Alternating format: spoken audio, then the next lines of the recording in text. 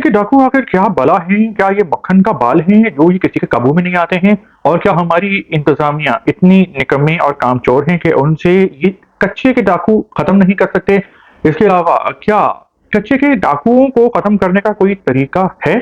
इसके अलावा इमरान खान साहब जेल में हैं और उन्होंने 2 नन्ही-मुन्नी मासूम ख़्वाहिशों का इज़हार कर दिया है। वो ख़्वाहिशें क्या हैं? क्या वो मानी जाएँगी? इस हवाले से व्लॉग में बात करेंगे। जी, अस्सलामु अलैकुम, मेरा नाम खुर्रम फ़हद है।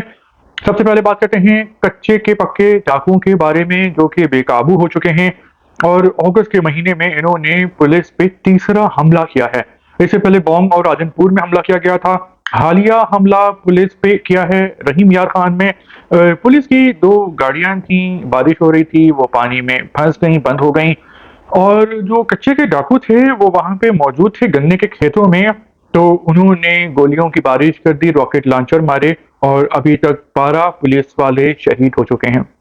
और एक वीडियो भी वायरल हुई है पुलिस वालों की जिसमें जब उन पे अटैक किया गया तो वो एक दूसरे से कह रहे हैं कि अटैक इस बार जो है बहुत खतरनाक है और इस इलाके में तो लोग दिन में नहीं आते हैं, हम रात में यहाँ पे मौजूद हैं, लगता है आज हम शहीद होंगे और फिर कुछ ही देर में वो शहीद हो जाते हैं।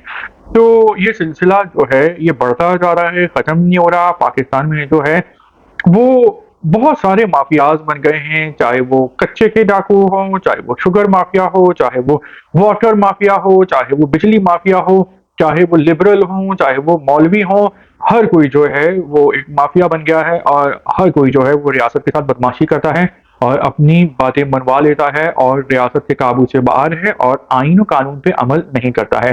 तो अब ये बात है कि इनको ख़त्म करने का आखिर तरीका क्या है? देखिए जो कच्चे के जो डाकू हैं ना, ये सरहदी इलाकों में रहते हैं, यानी जो सूबाई सरहदी इलाका है और ये इलाका है पंजाब, बलूचिस्तान और सिंध का जो इलाका है, ये तकरीबन 100 से ज़्यादा किलोमीटर की एक पट्टी है।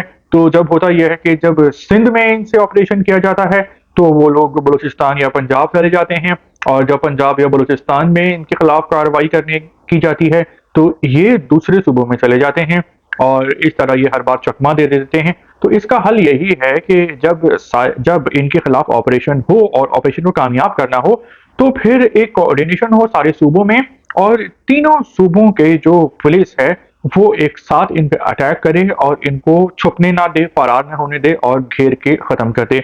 क्योंकि ये पुलिस वालों के लिए तो खतरा नहीं है और पुलिस वालों के लिए खतरा है तो ये तो बहुत ही बड़ी बात है। जब पुलिस इनसे महफूज नहीं है, तो वहाँ के जो अवाम हैं वो किस तरह इनसे महफूज होंगे, वो कितनी मुसीबत में ज़िंदगी गुज़ार रहे होंगे, कितना ये लोग ज़ुल्म करते होंगे। तो पुलिस को तो ये लोग मार ही रहे हैं, शहीद कर रहे हैं। वहाँ पे जो रहने वाले लोग हैं, उनको भी उल्लू बनाते हैं, चोरियाँ करते हैं, डकैतियाँ करते हैं, हनी ट्रैप करते हैं, लोगों को चीज़ें सस्ती बेचने का झांसा देते हैं, बुला लेते हैं और फिर पकड़ लेते हैं और अगवा करके उनसे जो है वो तावान और भत्ता माँगते हैं। तो इनको ख़त्म करने का एक ही हल है कि इनके खिलाफ तीनों सूबों से एक साथ ऑपरेशन किया जाए, तीनों सूबे आपस में कोऑर्डिनेशन करें। लेकिन पाकिस्तान में यकजहती ही और तंज़ीम की ही तो कमी है, प्लानिंग की ही तो कमी है जिसकी वज़ह से पाकिस्तान का ये हाल है। तो कोई काम करते भी हैं तो वो उल्टा हमारे ही गले पड़ जाता है निकम्मेपन की वज़ह से। और एक और बात है कि आखिर इन डाकुओं के पास रॉकेट लॉन्चर आ गए, इतना फ़ौजी इनके पास असलहा है, तो ये कहाँ से आता है? कौन है गद्दार? कौन इनकी सप्लाई लाइन है जो इनको ये सब प्रोवाइड करता है? तो पुलिस के पास जो है वो इनसे कमज़ोर हथियार होते हैं।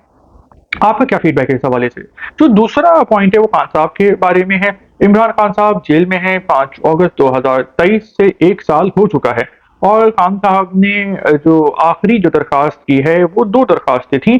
एक तो उनको अपनी जेल में जिम का सामान चाहिए है ताकि वो बॉडी बिल्डिंग कर सकें, अपनी फिटनेस पे मज़ीद काम कर सकें। वैसे जो एक्सरसाइज साइकिल है वो तो उनके पास वहाँ पे मौजूद है, लेकिन उन्होंने अब जो एक फ़रमाइश की है वो डंबल्स की है और एक फ़रमाइश की है कि उनकी बैंक स्टेटमेंट उनको दी जाए, वो अपना हिसाब-किताब देखना चाहते हैं बैंक का। तो जो जेल मजिस्ट्रेट साहब हैं उन्होंने दोनों दरख्वास्तें मुस्तरद कर दी हैं, हालाँकि तो मासूम सी ख़्वाहिशें हैं, अगर एक शख़्स अपना ही बैंक रिकॉर्ड देखना चाह रहा है तो भाई इसमें क्या बुराई है। दूसरा खान साहब की फ़िटनेस तो कमाल है, लाजवाब है। बुड्ढे तो बुड्ढे, आजकल के पाकिस्तान के जो जवान हैं, वो भी इतने तंदुरुस्त तवाना नहीं है, उनका इतना स्टैमिना नहीं है। तो खान साहब सेहत पे तवज्जो देते हैं और अपना ख़्याल रखते हैं, बाकी जो जाए सब भाड़ में।